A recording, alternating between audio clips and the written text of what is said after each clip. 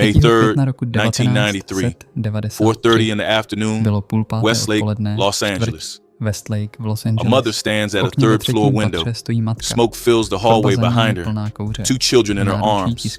Below, neighbors are screaming, positioning themselves to catch. She drops her babies. One neighbor catches the first child, another catches the second. The mother's name is May Isabella Diego. Her infant son Pedro survives. Both children live. 12 others don't. 7 children, 3 women, 2 unborn babies, dead from smoke inhalation in a fire that spread so fast, a firefighter would later testify it was like being underwater, trying to take a breath. The building at 330 South Burlington Avenue wasn't struck by lightning, wasn't an electrical malfunction. Someone set a mattress on fire in the second floor hallway on purpose to send a message. The message was about $75 a week that a property manager refused to take. $75 that would cost 12 lives. The man who allegedly lit that fire had a nickname, Termite, Juan Romero, a leader in the Columbia Lil Cycos, an 18th Street gang clique that controlled the crack cocaine capital of Los Angeles. But here's what makes this story different. After the fire, Romero became a hero, an FBI informant, a protected witness who helped the federal government dismantle the Mexican Mafia's grip on Southern California. He testified. He vanished into witness protection. He lived under an assumed name far from the ashes of Burlington Avenue. For 23 years, the families waited for justice, and the FBI knew where he was the entire time. This is the story of how a mass murderer became untouchable, how the government protected a child killer to catch a bigger fish, and how one detective spent a decade hunting a ghost the FBI didn't want found. This is the story of Termite. 1993, Los Angeles, 1,100 murders that year, 150 in Rampart Division alone. Police Chief Charlie Beck would later call it the zenith of violence, the crack epidemic at full burn, and nowhere burned hotter than Westlake, the crack cocaine capital of Los Angeles, where the Columbia Lil Cycos clique of 18th Street controlled every corner, every dealer, every dollar. At the top sat Francisco Puppet Martinez, Mexican Mafia, locked in Pelican Bay Supermax, pulling strings through his wife, Janie Garcia, La Senora, the lady boss who carried messages in and cash out. But Puppet needed soldiers on the ground, enforcers, tax collectors. He had Juan Termite Romero. Romero was 7 years older than Ramiro Valerio when they met. Valerio was 15, a kid. Romero bought him clothes, taught him how to dress like a gang member, how to move, how to collect. Valerio earned his nickname Quick, Greedy. Together, they ran Burlington Avenue and Bonnie Bray Street. Tracateros, street-level dealers, worked in shifts, selling rock cocaine and heroin day and night. Every dealer paid rent, 10, 20, 30% of gross sales, not profit, gross. The money flowed up, from dealers to Romero and Valerio, from them to La Senora, from her to Puppet's commissary, his lawyers, his reach. By 1993, one dealer was paying $25,000 a week. Her name was Johanna Lopez, Honduran immigrant, arrived in 1990, started as a tracatero, worked her way to mayorista, wholesaler. She supplied dealers on 4 streets, ran 30 sellers in shifts, and she had an arrangement with the property manager at 330 South Burlington Avenue, $75 a week. In exchange, when police rolled up, her dealers could flee inside the building, hide in apartments, disappear into the stairwells. It worked.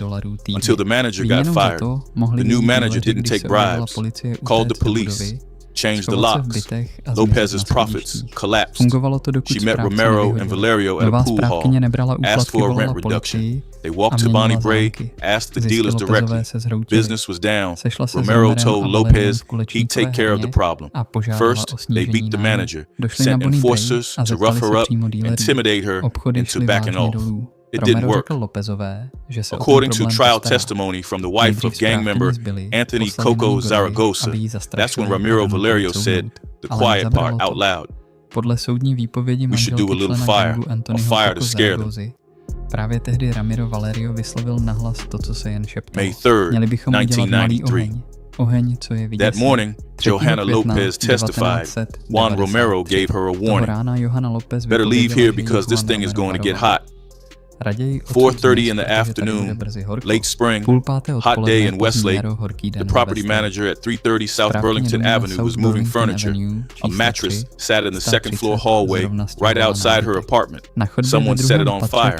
Witnesses later testified they saw Juan Romero carrying a trash bag, barbecue liquid sloshing inside. As flames began eating through the building, another witness heard him. "We f***ed up. We f***ed up." The fire spread fast. Impossibly fast. Smoke alarms had been disconnected. Fire doors, designed to contain flames, were propped open, some nailed open. Weeks earlier, the building owners had been ordered to post a 24-hour fire watch until violations were corrected. They never did. Now the flames raced through hallways unchecked. Smoke filled the third floor in minutes. A firefighter would later testify it was like being underwater, trying to take a breath. 75 people fled a 67-unit building. Some jumped from balconies, suffering serious injuries on impact. Others tied bed sheets together, lowering themselves down wrought iron railings. Neighbors formed human chains along the side of the building, passing small children hand to hand. May Isabella Diego was trapped on the third floor with her 2 children. One was an infant named Pedro. Smoke filled her apartment. The hallway was impassable. Below, neighbors screamed up at her, positioned themselves under her window, dropped them. We'll catch them. She dropped her babies. One neighbor caught the first child, another caught the second. Both children survived. 12 others didn't. Olga Leon, 24 years old, pregnant. She died with all 3 of her children. Rosalia, 7. Jesus, 4. Jose, 4. Alejandrina Roblero, 29. Died with all 3 of her children. Leyva, 10. William, 9. Yadira, 6. Rosalia Ruiz, 21. 8 months pregnant. Prosecutors would later present evidence of the unborn child in court. Lancy Mateo, 1 year old, 12 dead, 40 injured, 100 displaced. 2 families, the Leons and the Robleros, lost everything. 6 children gone. 2 mothers who died trying to save them. All of them suffocated. Smoke inhalation. The medical examiner testified that with carbon monoxide levels that high, you only need a few breaths to die. Hours later, a gang member testified Ramiro Valerio and Juan Romero showed up at an apartment near the scene. They were carrying black trash bags, and they smelled like lighter fluid. Day 1, LAPD and LAFD arson investigators knew the fire was intentionally set. The pattern was clear. Accelerant used. Point of origin, second floor hallway, directly outside the property manager's apartment. Gang involvement suspected immediately. But in 1993, Westlake, knowing and proving were different things. 1,100 murders in Los Angeles that year. 150 in Rampart Division alone. Police Chief Charlie Beck would later explain it simply. In that kind of atmosphere, witnesses don't come forward. Fear, intimidation, the code of the streets. Families knew what happened when you talked to police. You disappeared, your family disappeared. The 18th Street Gang didn't forgive, the Mexican Mafia didn't forgive. So the case went cold. 5 years passed. Then, November 1998, police finally made arrests. Rogelio Andrade, Alan Lobos, both 18th Street members, charged with 10 counts of murder. Prosecutors believed they'd found the arsonist. 10 months later, September 1999, all charges dropped. Deputy District Attorney Joseph Esposito admitted the truth. It wasn't clear these were the right guys. Wrong suspects, wrong case. 12 dead, and justice was nowhere. Meanwhile, the Los Angeles Times published an investigation that exposed a different kind of failure. The fire department hadn't been inspecting Westlake buildings on schedule. Dozens of apartment apartment complexes packed with immigrant families, missed inspections, ignored violations. 330 South Burlington had been cited repeatedly, missing fire extinguishers, padlocked emergency exits, disconnected smoke alarms, fire doors propped and nailed open.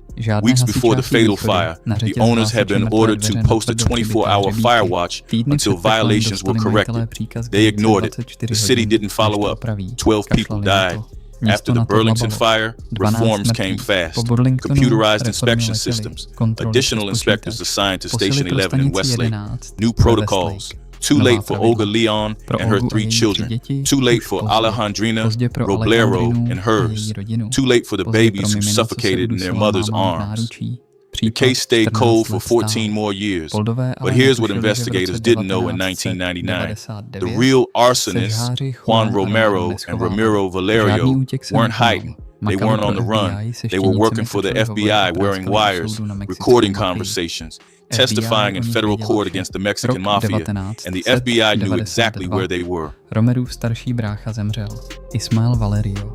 Smrt záhadná, ale Romero 1992, Ramiro Valerio's older brother died, Ismael Valerio. The details of his death remain unclear, but it broke something in Ramiro. He walked into LAPD's Rampart Division and made an offer.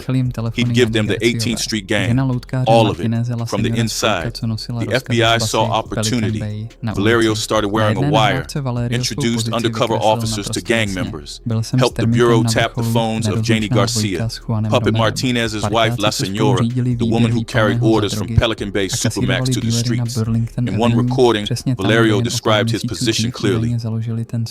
I was number 1 with Termite, number 1 with Juan Romero, partners, running the drug tax operation together, collecting from Tracateros on Burlington Avenue, the same streets where, just months earlier, they'd allegedly set a fire that killed 12 people.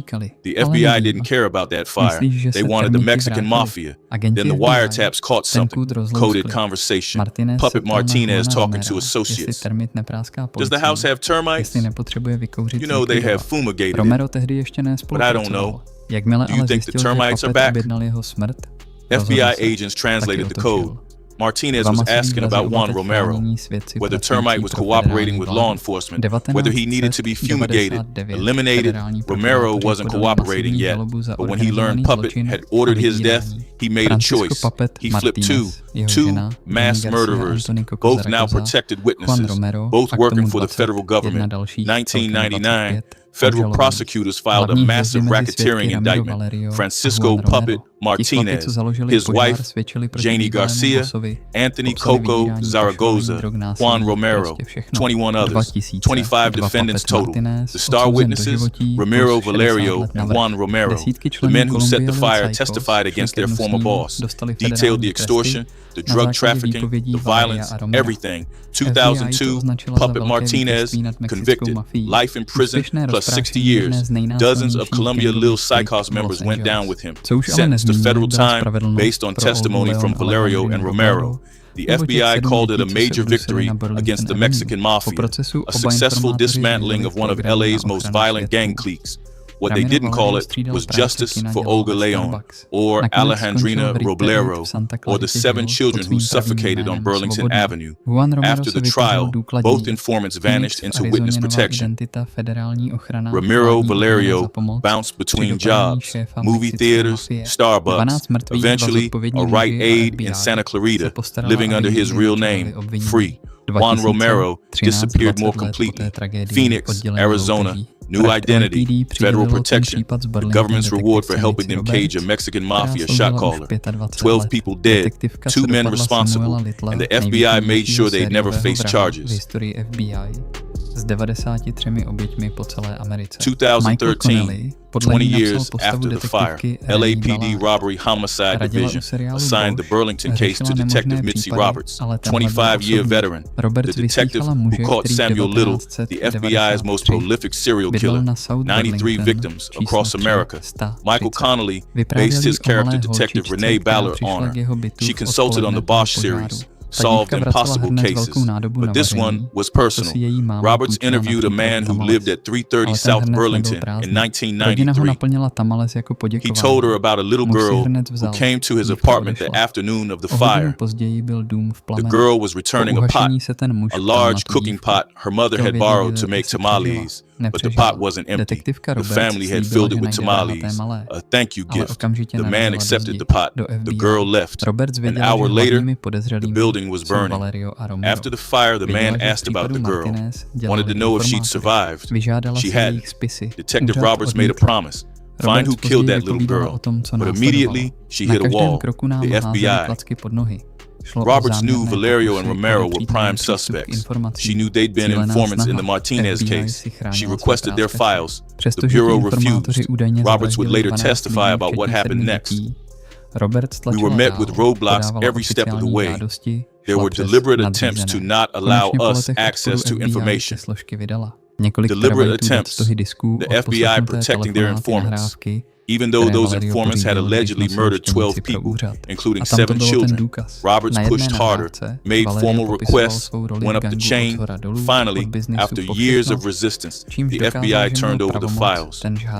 Several terabytes of data, stacks of disks, wiretapped phone calls, recordings Valerio made while wearing a wire for the Bureau. And there it was, the evidence. In one recording, Valerio described his role in the gang.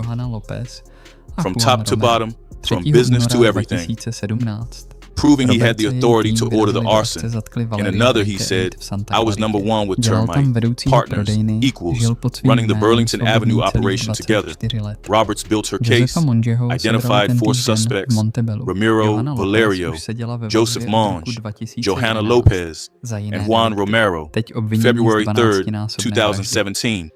Roberts and her team moved in, arrested Valerio at a right age in Santa Clarita. He was working as a store manager, living under his real name, free for 24 years. Joseph Monge, arrested in Montebello, same day. Johanna Lopez, already in custody since 2011 on unrelated charges, now charged with 12 counts of murder. All 3 facing special circumstances, multiple murders, arson of an inhabited structure, but there was a 4th name on Roberts' list, Juan Termite Romero, the FBI's protected witness, living somewhere in witness protection under an assumed name. Roberts requested his location, and that's when things got strange. Romero byl chráněnou osobou, takže byrokracie měla své jasně dané 2016, Detective Roberts had arrest warrants for 4 suspects. 3 were in custody, Valerio, Monge, Lopez. Juan Romero was still out there, living in Phoenix, Arizona, under witness protection, new identity, federal supervision. Roberts coordinated with the FBI. They need to move carefully. Romero was a protected witness. The Bureau would have protocols. An FBI agent assigned to the investigation briefed his supervisors, told them LAPD was planning to arrest Romero in Phoenix, gave them the timeline. Then Roberts and her team traveled to Arizona. They arrived at the apartment complex where Romero had been living. Federal protection, government paying the rent, safe house. Roberts knocked on the property manager's door, asked about the tenant and unit, whatever it was, the man living under witness protection. The property manager checked his records. He moved out. When? About a week ago. Roberts would later testify about that moment. Her exact words, I found the timing incredibly strange. Incredibly strange. An FBI agent briefs his supervisors that LAPD is coming to arrest their protected witness. 1 week later, that witness is gone, vanished, no forwarding address. Roberts pushed the FBI for answers. Where did Romero go? Who authorized his move? Who knew he was leaving? The Bureau stonewalled. An FBI spokeswoman in Los Angeles declined to comment. No explanation, no cooperation, no accountability. Detective Roberts launched a manhunt. She would later describe the search in court testimony. We literally went everywhere looking for him, trying to arrest him. From California to Texas. As far as I know, he is in Mexico. California, Texas, Mexico, following leads, chasing ghosts, hunting a man the federal government had made untouchable. Years passed. The case against Valerio, Monge, and Lopez moved forward. Plea deals, trial preparation. But the fourth suspect, the man who allegedly carried the trash bag of lighter fluid, who witnesses heard say, "We f***ed up," remained free, protected by distance, protected by silence, protected, it seemed, by the FBI. Think about what this means. A federal agency knew where a mass murderer was living, knew he'd killed 7 children, knew families were waiting for justice. And when local police came to arrest him, he was tipped off, given time to run. The FBI won't confirm it, won't deny it, won't comment, but the timeline speaks for itself. 1 week, that's all the warning Juan Romero needed to disappear. And someone gave it to him. Roberts didn't stop looking, even as the other cases moved forward, even as Valerio went to trial, even as Lopez and Monge took plea deals. She kept hunting termite. 12 people dead, 7 of them children, 2 mothers who died with their babies, and the man who allegedly killed them was living under a new name, in a new country, protected by the same government that should have brought him to justice. February 18, 2020. Johanna Lopez stood in Los Angeles Superior Court, age 54. She'd been in custody since 2011, 9 years waiting. The woman who started it all, the Honduran immigrant who complained about the property manager, who asked Romero and Valerio to fix her problem. She pleaded guilty to 2 counts of voluntary manslaughter, 22 years in state prison. Part of the deal, testify against Ramiro Valerio. Same month, Joseph Monge took his deal. 1 count voluntary manslaughter for the death of Olga Leon. 11 years. With time already served, he'd walk in 2022. That left Ramiro greedy Valerio. May 2022, 29 years after the fire. Valerio, now 49, went to trial. 10 counts first-degree murder, 2 counts murder of a human fetus, special circumstances, multiple murders, arson of an inhabited structure. Deputy District Attorney Victor Avila laid it out for the jury. This was a horrific crime, the result of the greed not only of this defendant, but his gang, a money-making enterprise that cannot be jeopardized. Johanna Lopez testified, described meeting Valerio and Romero at the pool hall. The walk to Bonnie Bray Street, Romero saying he'd take care of the problem. Other witnesses placed Valerio and Romero near the building, carrying trash bags, smelling like lighter fluid. The FBI wiretap recordings played in court, Valerio's voice describing his control. From top to bottom, from business to everything, proving he had the authority to order the fire. Valerio took the stand in his own defense. Admitted collecting taxes from drug dealers, admitted running the extortion racket, but the fire? He denied everything, said he was eating at a burger stand on 6th Street when fire trucks screamed past, just another day in Westlake, nothing to do with him. June 1st, 2022, the jury deliberated 2 hours, guilty, all counts. Ramiro Valerio bowed his head as the clerk read the verdict. 10 counts, first-degree murder, 2 counts murder of a human fetus. Special circumstances found true. Sentencing came months later. Valerio stood before Superior Court Judge Curtis Rapp. Life in prison without the possibility of parole. Before the judge imposed sentence, Valerio spoke. In my heart, God knows I'm innocent. 12 people dead, 7 children, 3 women, 2 unborn babies. 29 years for justice. And even then, it wasn't complete. Because Juan Termite Romero, the man witnesses saw carrying the lighter fluid, the man who allegedly told Lopez this thing is going to get hot, was still out there, still free, still protected. The families of Olga Leon and Alejandrina Roblero sat in that courtroom, watched Valerio get sentenced to life, but they knew the truth. One of the killers was still missing. December 5th, 2023. After 7 years as a fugitive, Juan Termite Romero was extradited from Mexico. booked into Los Angeles County Jail, January 24th, 2024, downtown Los Angeles courtroom. Romero appeared in orange jumpsuit, age 57, a short man with thinning hair, hardly resembled the gang member photographed decades earlier. Thick gold chain draped over a tattoo that read, "Baby, I'm for real. 12 counts of murder." Deputy District Attorney Victor Avila, the same prosecutor who convicted Valerio, declined to specify where or when Romero was arrested. Romero's attorney, Daniel Nardoni, admitted he knew nothing of his client's apprehension or the evidence against him. Romero deferred entering a plea.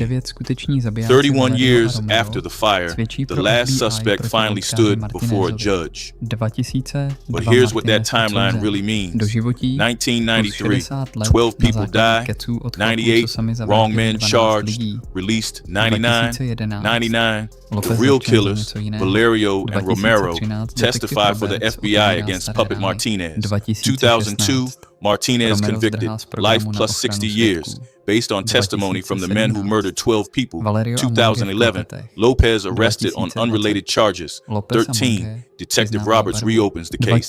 16, Romero flees witness protection. 17, Valerio and Monge arrested. 20, Lopez and Monge plead guilty. 22, Valerio convicted, life without parole. 23, Romero caught. 24, Romero in court. 31 years. Olga Leon's children, Rosalia, Jesus, Jose, would be in their 30s now. Alejandrina Roblero's kids, Laver, William, Yadira, would have families of their own. Instead, their names on death certificates. Children who suffocated over a $75 a week extortion payment. 2 mothers lost everything. 6 children from 2 families. Gone. May Isabella Diego dropped her babies from a burning window. Neighbors caught them. They survived. Where is she now? What does she remember about that afternoon? The FBI won't say. No comment on the tip-off. No comment on protecting mass murderers. No investigation into who warned Romero. The government made a deal, trade justice for 12 dead civilians, 7 of them children, to cage a Mexican Mafia shot caller. Was it worth it? Puppet Martinez got life plus 60. Dozens of gang members went to prison. The Columbia Lil Cycos' grip on Westlake weakened, but 12 people are still dead. And the men who killed them walked free for decades, protected, paid, relocated. One question remains. When the system decides some victims matter less than others, who decides which murders we prosecute and which we protect? The FBI isn't answering. Juan Romero awaits trial, and the family still wait for the whole truth.